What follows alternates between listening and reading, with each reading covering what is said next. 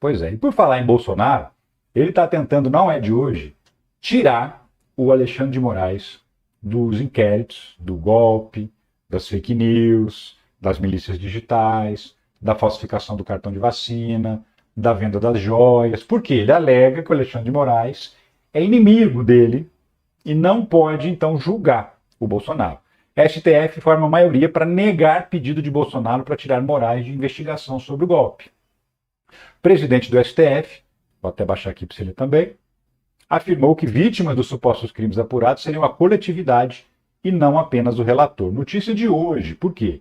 Porque o plenário está julgando esse pedido do Bolsonaro, aquele plenário virtual. O que é isso? Os ministros fazem um voto por escrito e enviam pela internet. E aí vai somando os votos lá. Já são 6 votos no momento em que eu estou gravando esse vídeo, são 5h30 da tarde. Já tem 6 votos para manutenção do Alexandre de Moraes nos inquéritos. Então 6 votos já é a maioria, são 11 ministros. E o próprio Alexandre de Moraes não vota. Neste caso, como ele é o alvo do pedido, ele se declarou impedido, ele não pode votar. Então são 10 ministros que vão votar, 6 já votaram para que ele permaneça no inquérito. E por quê? Qual é a justificativa? Os bolsonaristas estão sempre dizendo que o cara não pode ser vítima e julgador ao mesmo tempo. Por quê? Porque tinha um plano para matar o cara, tinha um outro plano que também foi descoberto antes, que era para prendê-lo, para pendurar a cabeça dele não sei aonde, né? Tinha vários planos nesse sentido contra o Alexandre de Moraes. Então eles falam, o cara era vítima, como é que ele vai ter isenção para julgar? Né? Ele é inimigo do Bolsonaro, eles também alegam isso, ele é inimigo do Bolsonaro, e o juiz não pode ser inimigo do réu. Como é que faz? Tem que anular todas as decisões do Alexandre de Moraes. Esse é o argumento da defesa do Bolsonaro. E ó, esse argumento nem é novo, tá? 15 de fevereiro desse ano. Defesa de Bolsonaro pede impedimento de Alexandre em investigações sobre golpe. Mesmos argumentos, 15 de fevereiro.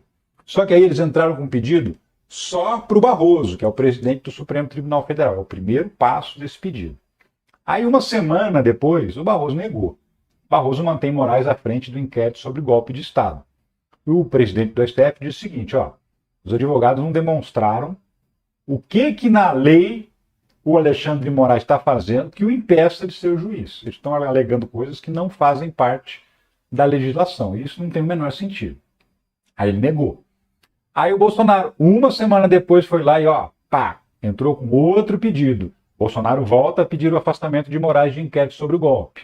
Insistiu, entrou com recurso. Aí, nesse caso, quando eles entram com recurso, quem tem que votar são todos os ministros do Supremo Tribunal Federal. Né? Bolsonaro entra com um novo pedido de impedimento de Moraes na investigação do golpe do STF. Agora, dia 2 de dezembro, entrou com mais um pedido. Então são 3 pedidos. E aí está rolando o julgamento agora, né? E por quê? Porque lá atrás, em 2019, começou esse imbróglio todo, quando o Dias Toffoli, ele era o presidente do Supremo Tribunal Federal, e ele abriu o inquérito das fake news.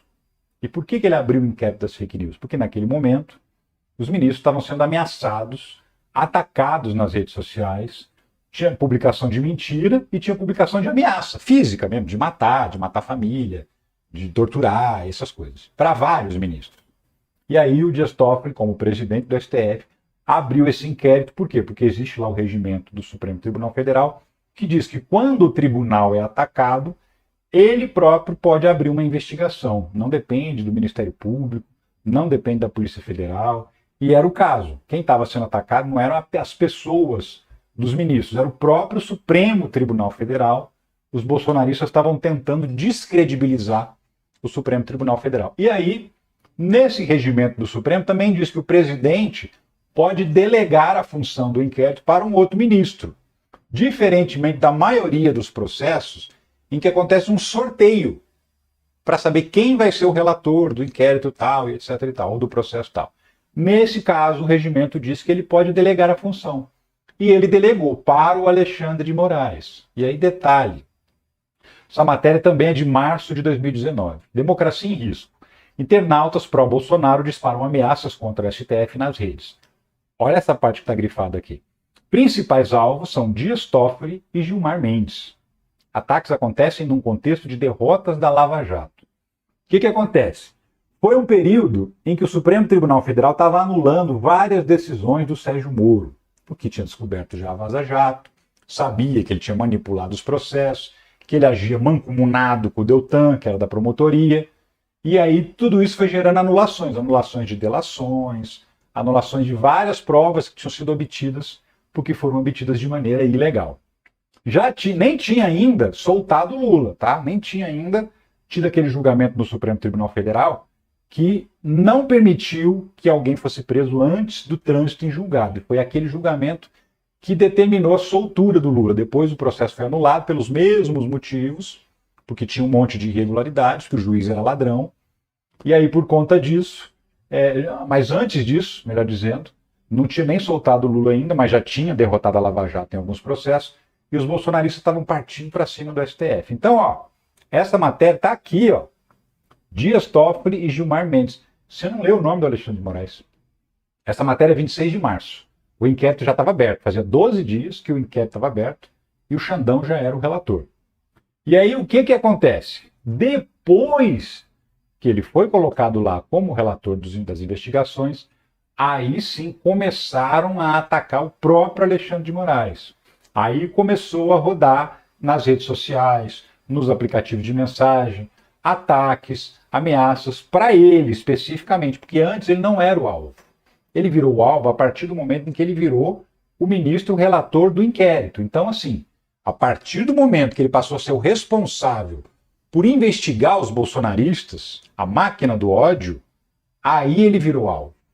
E aí a nossa legislação é claríssima no que diz respeito a isso. Não dá dupla interpretação. Quando isso acontece, o juiz não é afastado. Quer ver? Código de Processo Civil, artigo 144. É o artigo que estabelece em que situações há o impedimento do juiz de julgar um processo. Quando ele deve ser considerado suspeito. Então está aqui, né? Quando ele já participou desse processo, sei lá, o cara era promotor, era advogado antes de virar juiz e já tinha participado desse processo. Quando ele é ministro do STF.